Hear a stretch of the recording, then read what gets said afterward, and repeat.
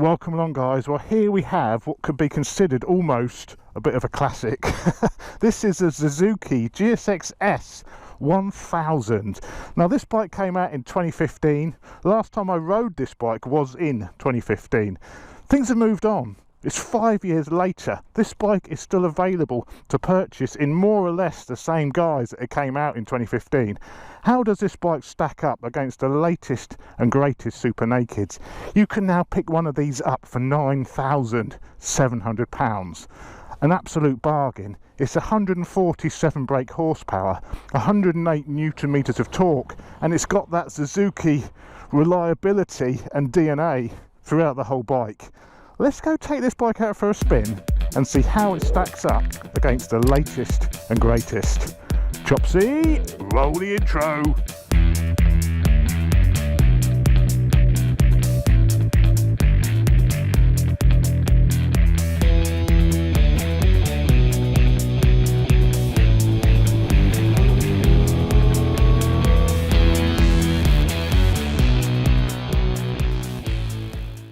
So you have to bear in mind, this bike is based on the 2005 GSX-R 1000. The K5 GSX-R, considered, you know, one of the best ever GSX-Rs produced.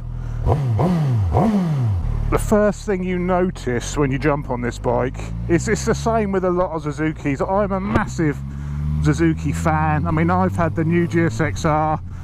What I love about Suzukis is just the quality feel you get when you're riding them. And when I started this up, you know, the clutch is lovely, the controls are beautiful. It's all very, very well engineered. The feel from the bike is really well engineered. They are lovely to ride. And this is something I've always said about Suzukis, and the GSX S is no different. It's got that nice Suzuki quality feel to it. The engines sound like sewing machines, they're so smooth.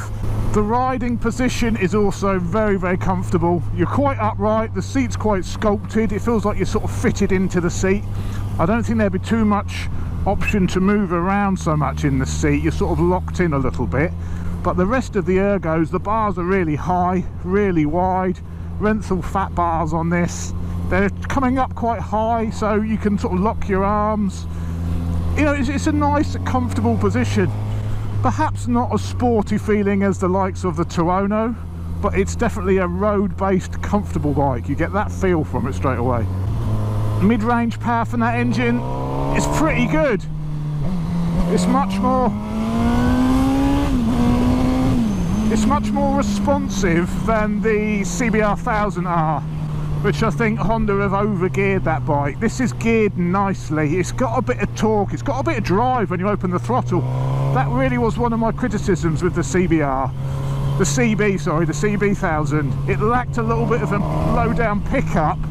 This isn't like that. It's got that low-down drive. It's not like V4 Tuono punch. You know, it takes a little bit to wind up. It is a straight 4. It's just a straight 4, no variable valve timing. But it gets there pretty darn quickly. The brakes are also Brembo. The suspension is fully adjustable, but it's a little bit soft. I think it's definitely geared up, you know, for the road. Certainly not to be used on track, but it's soft, it's pliable, it's fully adjustable. You can improve it, you know. Changes direction quite nicely. It feels a little bit slow.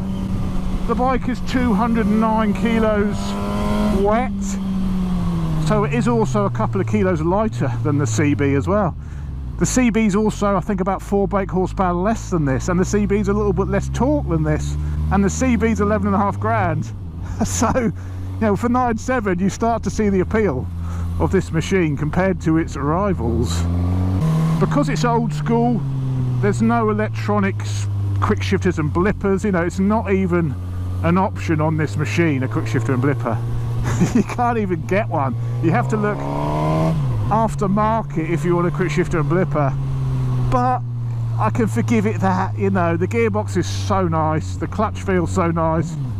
It's nice to to sometimes go back to doing the old-fashioned way and changing manually.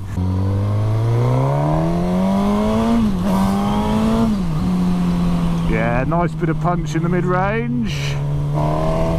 Oh, she's eager to lift over the bumps.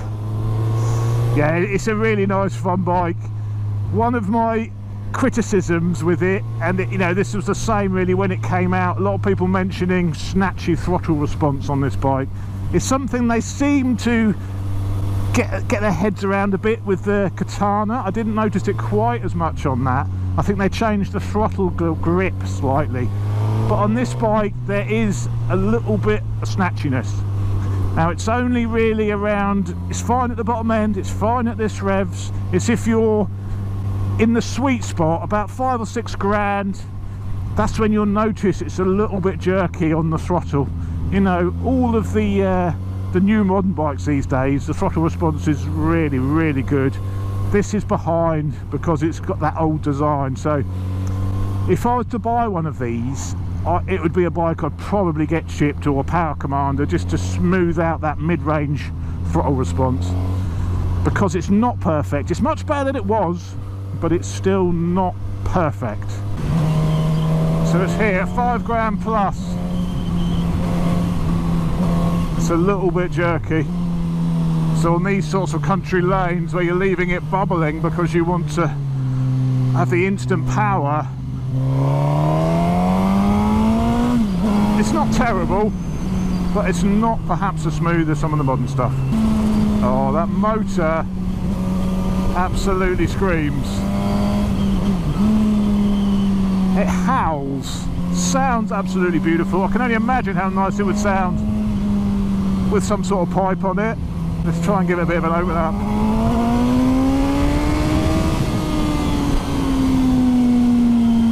Listen to that airbox roar. So yeah, it's not the ultimate handling machine. There's a little bit of flex in the chassis perhaps, and a little bit, the suspension does wallow you around a little bit, but for that money you could invest a bit in the suspension, get a cartridge kit, maybe change the rear shock. You know, that's the thing, at that price you can really budget playing with this a little bit. Whoa! Yeah, it's got a lot, it's geared very well. Suzuki always do that, they always gear their bikes perfectly. A mistake Honda always make, Honda always overgear them. Good job Suzuki, this is geared beautifully. So the display's a fairly simple LCD display, in keeping with when this bike came out in 2015. You've got a fuel gauge, you know, with blobs, so you know, pretty accurate fuel gauge as well from what I've seen. You know, miles per gallon you're doing. I don't think it's got a range till empty, so you know, it's fairly basic. Temperature gauge shows the level of traction you're on, and the time. So and the gear indicator, we've got a gear indicator, yeah, and a gear indicator. So everything you need, everything you're ever going to need, just in a fairly basic way of displaying it. Now, as I mentioned, you can get this bike for £9,700. You know, it's a ridiculous amount of money. There's £1,000 off on all of the Suzukis at the moment. I don't know if they're trying to clear some old stock. I don't know if we can expect to see a new version of this bike soon. I really hope so. I really hope so, because you know, they've got the new GSX-R, has been out for a few years now, so you really would expect to see that new GSX-R engine as the platform to Suzuki's, you know, main super naked. So I think this bike is definitely due for a revamp. 5 years in motorcycle development terms is huge. I mean, this thing has traction control, but there's no IMUs. There's 3 levels of traction control, you know, just 1, 2, 3 and off. And the traction control is pretty rudimentary, I would say. You know, the technology has moved on leaps and bounds in the last 5 years, and the electronics is one of those areas which has gone, you know, the latest electronics on the latest release bikes are truly incredible.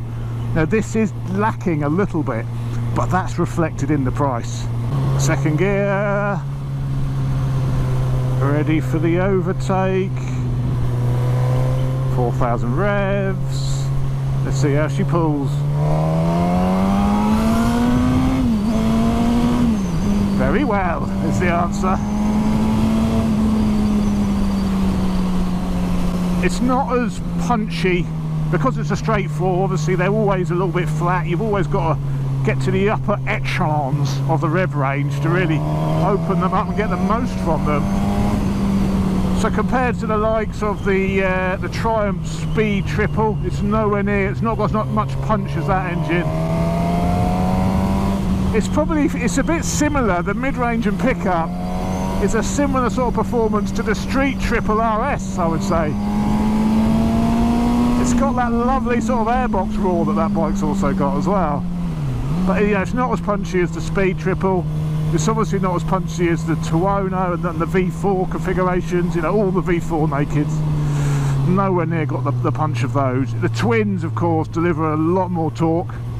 So a straight four isn't my first choice for a naked bike because of that mid-range, but they've done a pretty good job with the gearing, with retuning it slightly, that it's yeah, I could live with it. I could live with it, and perhaps a remap and an exhaust would unleash a little bit more mid-range as well. Right, it's far too wet to really chuck this about, which is a bit of a shame on my favourite hill climb section. It's way too wet. I don't want to put this down the road. I think it's just got Dunlop somethings on. I can't remember the tyres it's got, but they're very much you know, a street tyre. They're not a performance tyre. Probably actually quite good in these conditions, but I'm not going to push it, unfortunately. I know it's a little bit wallowy. I know it's not the ultimate handling machine anyway, so, but it's nice, it's rewarding to ride in the twisties. But you'd probably have to do a little bit of work if you really want to make it handle like the top crop of super nakeds. As a fellow GSX S1000, a fellow appreciator of the Suzuki. Second, look for the other overtake. Whee!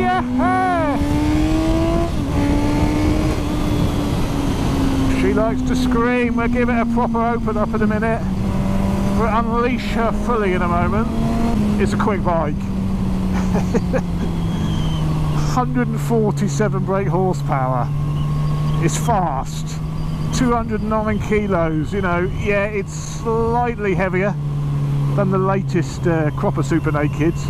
It's slightly down on power, but it's still got more power than the Speed Triple, more power than the CB1000. You know, this engine, it may be, what's that, 15 years old, but it still delivers amazing performance. Let's give it a little bit of a 0 to 60 test, see how that traction control works, how it puts that power down, what the performance is like at the upper ends of the rev range. Let's give it a handful. So we've got traction control level 1, handful. Whoa! Yep, it's fast. It's quick. Oh, there is a bit of a wheelie coming on there, and then it had a bit of a waggle on as well when it went down. I confused myself. I thought I had a quick shifter for a second, and I was like, I've got to use the clutch to change gear. I'm not used to riding these old-fangled motorcycles. It seems weird having to use a clutch when you're doing a fast launch. You know, it's fine using the clutch when you're just riding around, but when you want to do that fast getaway, it seems weird to have to use the clutch. Of course, you can just close the throttle and do that. But, yeah, you do miss the quick shifter when you really want to give it ultimate performance. Alright, let's pull in here and I'll give you a little walk around. So there she is, the GSX S. I must say, I'm liking these colours, these more subtle colours, rather than the, you know, the normal Suzuki blue with the with sort of the graphite, what do you call it, gunmetal, I suppose, gunmetal, and then the red wheels, really nice. Brembo calipers, the same ones as it looks that are on the GSX-R.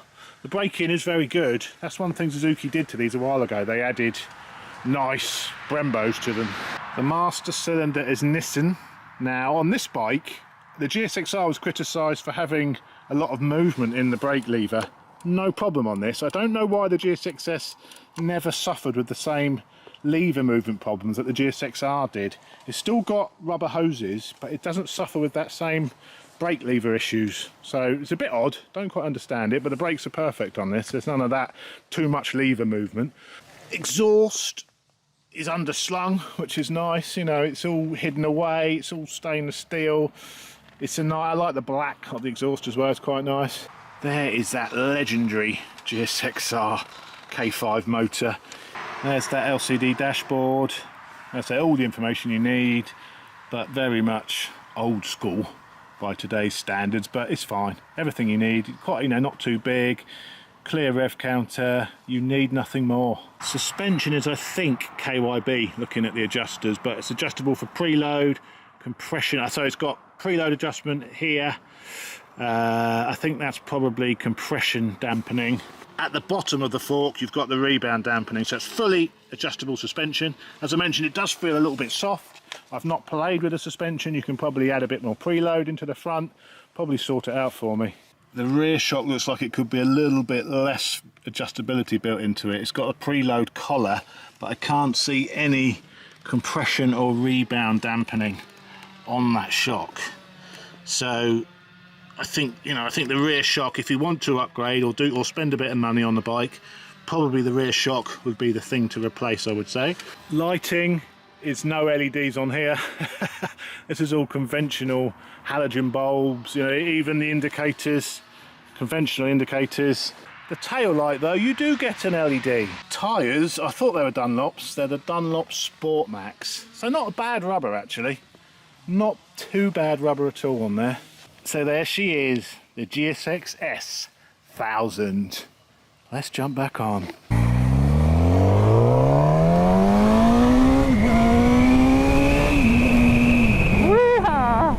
So there we go guys, the GSX S1000. I mean, it may be a 5-year-old design. It may be lacking behind some of its new rivals, you know, regarding electronics and all of the whiz-bang stuff.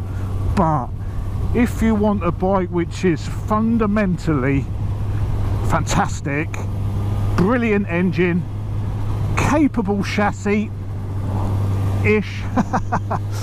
a few little mods just to clean up the throttle response, a couple of £100, and you have got one hell of a bike, all for under £10,000. Now that, ladies and gentlemen, is a bargain. This is power level 1, which is full power.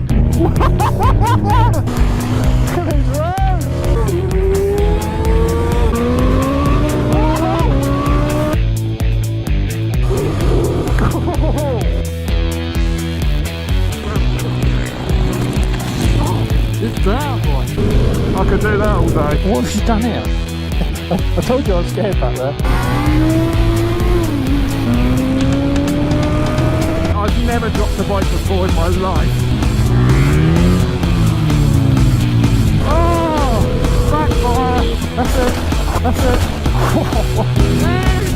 Listen to this. Never mind getting beat up. Give me this any day of the week.